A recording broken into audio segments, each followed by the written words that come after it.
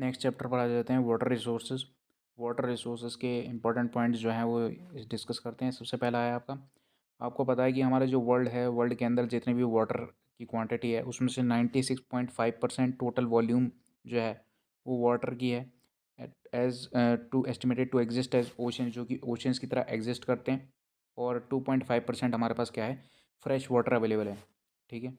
India receives nearly 4% of the global precipitation and ranks 133 in the world in terms of water availability per person per annum। यानी कि India जो है 133rd place पर है, जहाँ पर हमारे पास अवेलेबिलिटी है वाटर की पर पर्सन पर एनम, यानी कि हर साल 133वें नंबर पर है इंडिया। ठीक है। उसके बाद 2025 के अंदर 2025 तक it is predicted that large parts of an will join countries और regions having absolute water scarcity. ऐसा माना गया है कि 2025 तक की लार्ज पार्ट्स ऑफ इंडिया, यानी कि इंडिया के कई सारे रीजन और बहुत सारी ऐसे देश होंगे जहाँ पर जो है वाटर की कमी हो जाएगी, पानी की कमी हो जाएगी। Water scarcity is most cases is caused by over exploitation, क्योंकि पानी जो है बहुत ज़्यादा बर्बाद हो रहा है, उसकी बहुत ज़्यादा एक्सप्लॉयटेशन हो रही है, एक्सेसिव यूज़ हो रहा है, उसका बहुत ज़्यादा यूज़ हो रहा है, और unequal access to water among different society groups. यानी कि जब अलग अलग सोसाइटी ग्रुप्स को अनइक्वल पानी दिया जाएगा, उसकी वजह से भी हमारा जो वाटर है उसको वो स्कैर्स हो रहा है, यानी कि क्या कह सकते हो, उसकी कमी हो रही है। फिर है वाटर रिसोर्सेज आर बीइंग, क्योंकि बहुत सारे वाटर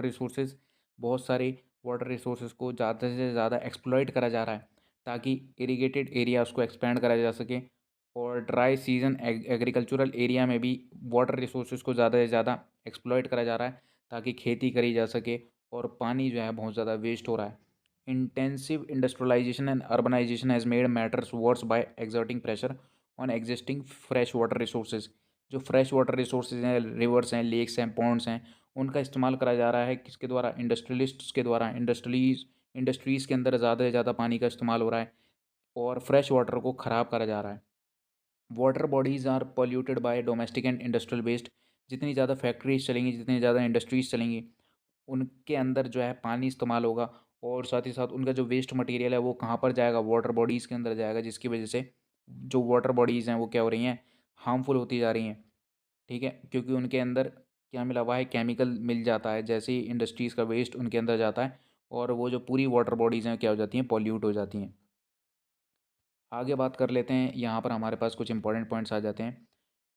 फर्स्ट सेंचुरी बीसी में श्री गेवरापुरा नियर इलाहाबाद, इलाहाबाद के पास Sringaverapura has sophisticated water harvesting system channelling the flood water of the river Ganga.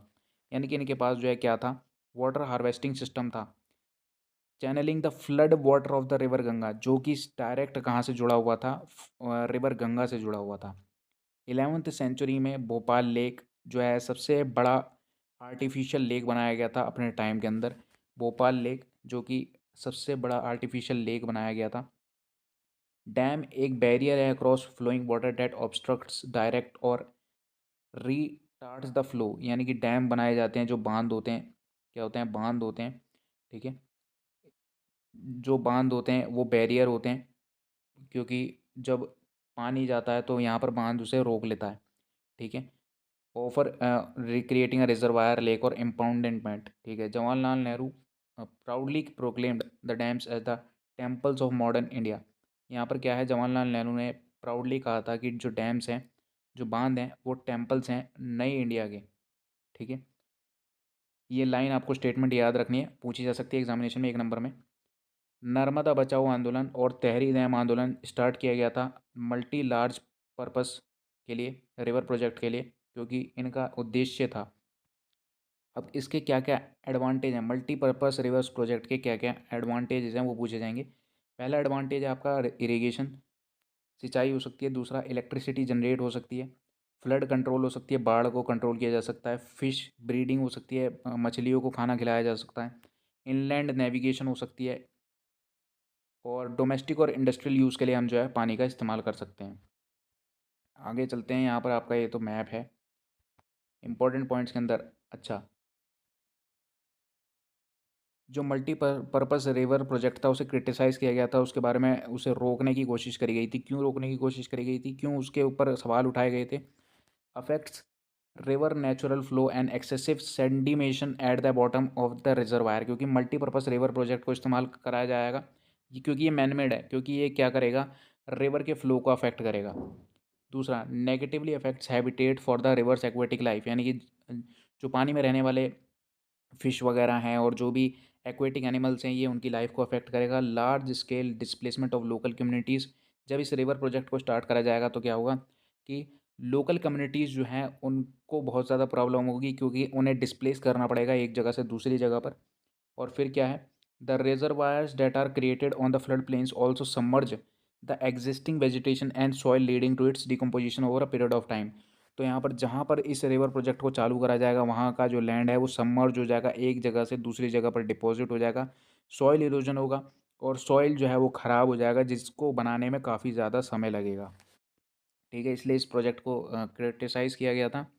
Rain water harvesting is the collection and storage of rain rather than allowing it to run off, यानी कि rain water harvesting का मतलब होता है जो बारिश गिरती है उस बारिश के पानी का इस्तेमाल किया जा सकता है अच्छे या फिर अपने इकोसिस्टम के लिए, या फिर आप कह सकते हो मैन मेड रिसोर्सेज के लिए यूटिलाइज करने के लिए। Methods of rain water harvesting, अब रेन वाटर हार्वेस्टिंग के क्या क्या मेथड्स हैं। पहला है, गुल्स और कुल्स बनाए गए थे वेस्टर्न हिमालयाज़ के अंदर, कुछ चैनल्स थे जहाँ पर जो है जैसे ही वाटर का पानी आएगा, जैसे ही वाटर का पानी आएगा वैसे ही वो जो है आकर वहाँ पर डिपॉजिट हो जाएगा। Roof top rain water harvesting, यानी कि जो लोग थे उन्होंने घरों के ऊपर क्या रख दिए थे, अपने टैंक्स रख दिए थे, जिससे क्या हो सकता है कि जो पानी आएगा उसके अंदर, तो उस केस में वो पानी वहाँ पर क्या हो जाएगा, स्टोर हो जाएगा। अंडरग्राउंड टैंक्स और tankas for storing drinking water in Bikaner, Phalodi and Barmer, तो यहाँ पर अंडरग्राउंड टैंक्स बना दिए गए थे जहाँ पर जो है पानी को स्टोर किया जा सकता है। बैम्बू ड्रिप इरिगेशन सिस्टम का इस्तेमाल करा गया था मेघालय में, ताकि पानी जो बारिश के दौरान आ रहा है उसे बचाया जा सके, उसे स्टोर किया जा सके। ठीक है, तो ये आपका चैप्टर था, यहाँ पर इसके इंपॉर्टेंट पॉइंट्स खत्म होते हैं।